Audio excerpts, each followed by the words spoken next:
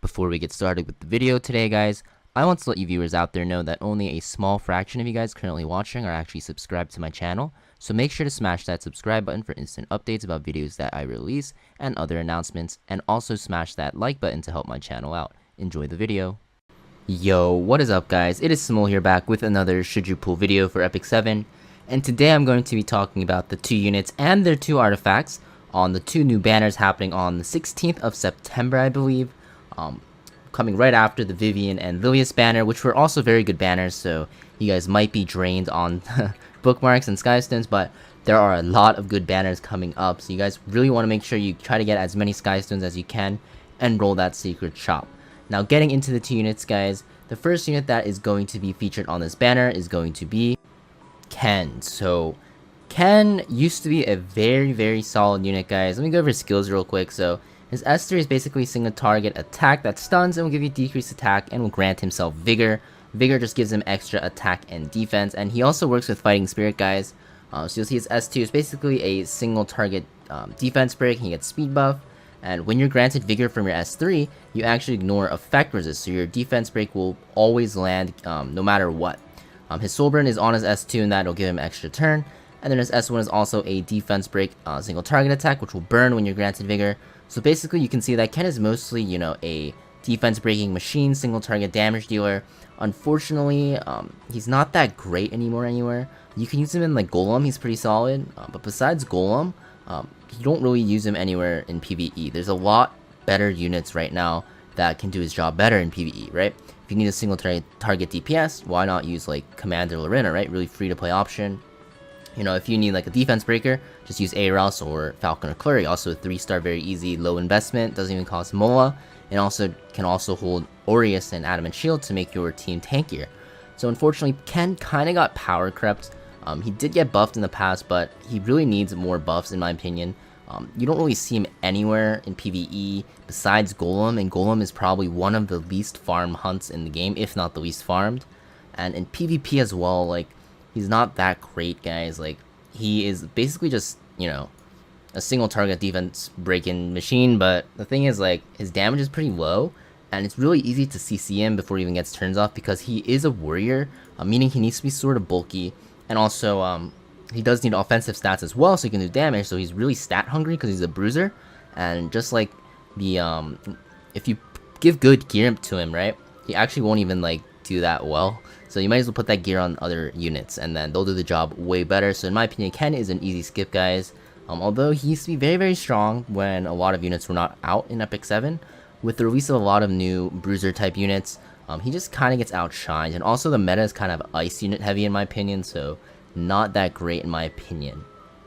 The second unit we have running alongside Ken is going to be Tamarinne. Now I'm laughing because there was a selector, 5-star hero selector. We could choose any single unit in the game that's RGB and not limited and non-collab. So you could have chose Tamarinne, and I really recommend it, especially newer players, right?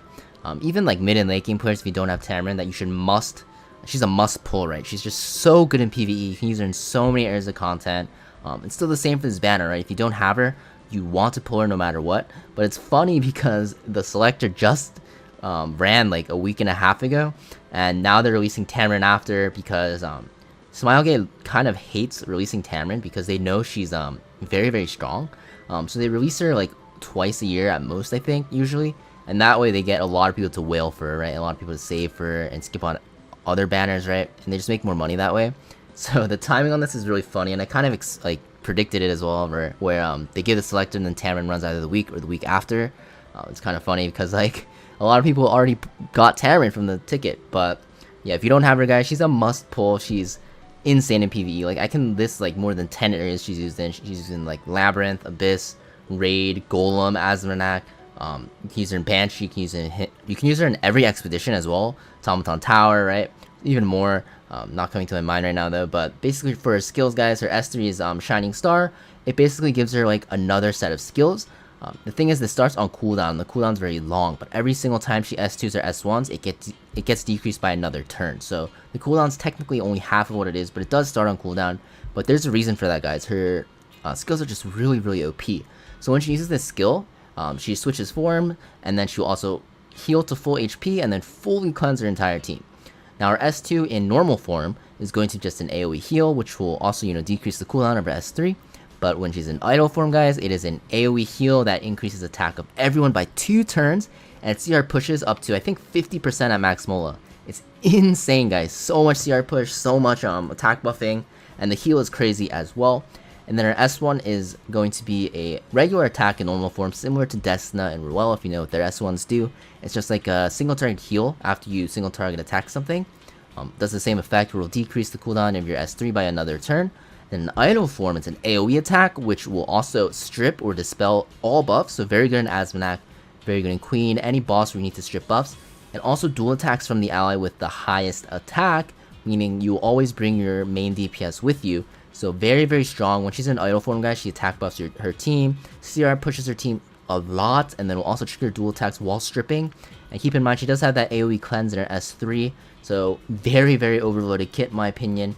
And her soul burn is very nice because even though her healing output is a little bit on the low end for soul weavers, her soul burn will actually heal a lot. So if you're in a pinch and you're manualing in PvE, just soul burn her S1 and you'll heal a lot. So very, very strong in PvE. Unfortunately, she doesn't have that much usage in PvP. But the thing is, like, she's just so damn broken in PvE, it doesn't matter.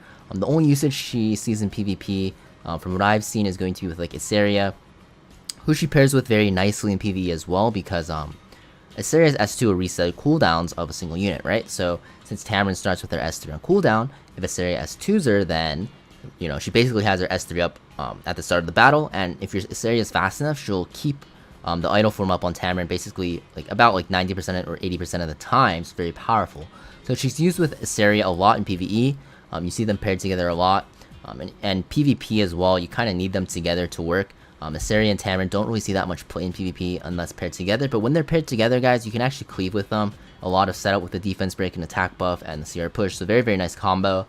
Tamarinne is a must pull, guys. I think Tamarinne is actually like one of the most must pull banners, no matter what stage of the game you're in, because she makes PvE so easy for early game, mid game, and in late game Abyss especially, you actually need her to do some stuff. And then in Expedition as well, she makes Expedition so much easier because you can use her in all of them, so you don't need to gear as many, random soul weavers as well. So Tamarinne must pull. If I could rate her out of 10, I'd give her like 11 or even like a 12. Like, she's so good, guys. So make sure you pull her if you don't have her, and if you have her, then you can skip on her because her imprints don't really matter too much. Like, the health is okay on herself, and the attack is nice for her team. But yeah, Tamarinne works fine with low investment, so it's very, very good. Make sure you have her. So pull for her, or if you already have her, then you're good to go. And now for the artifacts, guys. I'm going to start with Ken's artifact. It's going to be Samsara prayer beads. Yeah, it's kind of weird. They look a little bit peculiar. I'm not going to say why, but the artifact is a warrior exclusive artifact. And basically, you have a chance to get increased effect resistance defense at the end of your turn. Yeah, this artifact kind of sucks. You don't use this on anyone ever. For warrior artifacts, you're mostly only going to really using like Strax Gauntlet for like cleansers. Which is just a lot better than this artifact. And Strat Gauntlet is a 4-star artifact because, first off, Strat Gauntlet is way easier to limit break, and this Samsara prayer base is 5 stars, so it's way harder. And Strat Gauntlet doesn't have RNG, you're just given flat effect resist. It's a lot better. The RNG aspect of the prayer beads is pretty bad. Even the stats it gives is like pretty niche. And there's no reason you'd ever run this on Ken either, because Ken uses Sacred Scythe, which is one of the best warrior artifacts in the game, alongside Draco Plate, which is also very good. And like 95% of warriors, especially the ones that want to do damage, will run Draco Plate or Sacred Scythe. So yeah, there's no reason to ever buy this from the Powder of Knowledge shop, guys.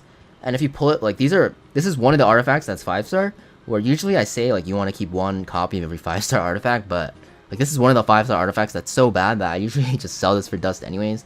Not only does this need a buff, but I really think it just needs a complete rework. The only reason I'd see this being good is if like it was like a 30% chance increase effect resistant defense flat, for the entire battle. Otherwise, like, 1, the RNG is bad, and like 2, the stats it gives is just weird for some warriors. It's only used on like a certain select number of warriors that cleanse, like Mediator, Cowrick, and Kitty Clarissa, I guess. But like, you just run Strat Gauntlet on it because there's no RNG, right? So yeah, easy skip, guys. Don't buy this from the Powder of Knowledge shop. If you even pull it, like, you can keep one of them, I guess, in case they get buffed, or it gets buffed, I guess. But it's a good candidate to sell because there's like, I have never seen this ever used ever anywhere, so easy skip. And next we have Tamarinne's artifact, Idol's Cheer. So this artifact, guys, is one of the most broken artifacts in the game, I'd say. PvE, it's like okay. There's a lot of good PvE artifacts. PvE, you don't really care too much about CR pushing as much as in PvP, because in PvE you just want to you want to heal more, right, or cleanse more. And Idol's Cheer will only push your DPS, which is good in PvE, but the biggest problem in late game PvE is just keeping your team alive. But in PvP, guys, this is insane. So Idol's Cheer is crazy because there's a lot of AoE attacks right now in the meta. And every time your Idol's Cheer holder gets attacked, your DPS gets pushed by 20% at maximum break. When it's not limit break broken, I think it goes to 15, it's still very, very strong. There's even some RTA comps where people will draft 3 Soul Weavers with Idol's Cheer and 2 DPS, right? So if you ban one of their DPS, you just have perma CR push DPS, just like nuking your team. If you ban one of the Idol's Cheer holders, then you'll see, just both DPS just pushing or getting pushed by the Idol's Cheer over and over. So very, very powerful. That's like a really cheesy RTA strat. That's actually very strong. I kind of want to test it out as well. But very strong in PvP otherwise. You can use this on your defense team on like some Soul Weavers and catch some people off guard. Especially units that want to like cleave, because your DPS can CR push and themselves and then cut and then mess up the entire cleave, and then you get a free win. So very, very powerful artifact for Soul Weavers in PvP. Now, you are competing with some other artifacts for Soul Weavers, because Soul Weavers do have really strong artifacts, right? So like Magara's Tomes, one of the best artifacts for Soul Weavers. Rod is very good as well. There's just a lot of good Soul Weaver artifacts, but I think Idol's Cheer is easily top 3 for Soul Weaver artifacts, even though it might not be the best. There will be situations where it will be the best. So I think this is a very, very strong artifact. If you pull it, you consider yourself really lucky. Tamarinne herself is very good to pull for, and her artifact is very strong as well for PvP. And this is a good artifact to buy from the powder shop if you don't have it. I think you at least want 1 copy, because before I got this artifact, actually, there was like so many situations where I'm like, oh, I wish I had Idol's Cheer, because the CR push is really nice to have on your Soul Weavers for DPS. So I think it's a really good artifact to get. If you don't have a copy yet, consider buying it from the powder shop if you have a lot of powder, because there are some limited banners that I'll be covering in a week or so, whether you should pull for or not. But if you have enough for those artifacts as well, then Idol's Cheer is an easy purchase, guys. Very, very strong artifact. I think this is one of the best artifacts for Soul Weavers in the game. Now, just to summarize, guys, Tamarinne, easy pull. Idol's Cheer, also very, very strong. It's worth considering to buy from the powder shop. Ken, pretty garbage tier, not gonna lie. He really needs help, and his artifact's even worse, so don't worry about Ken's banner at all. The biggest banner you're gonna want to worry about is Tamarinne's and her artifact. Those are both really good heroes and artifacts, so make sure you can get them if you can. I think this banner is kind of like trolly, because the what's it called, selector was like a week and a half ago, and a lot of people chose Tamarinne. But okay, I guess it's nice for people that started after that, I guess, but there's not too many people that started in that time period. But cool, Tamarinne banner. So if you don't have her, guys, make sure you pull for Tamarinne. If you don't have Idol's Cheer, make sure you try to buy one if you can, if you don't pull one, because it's a very strong artifact for PvP.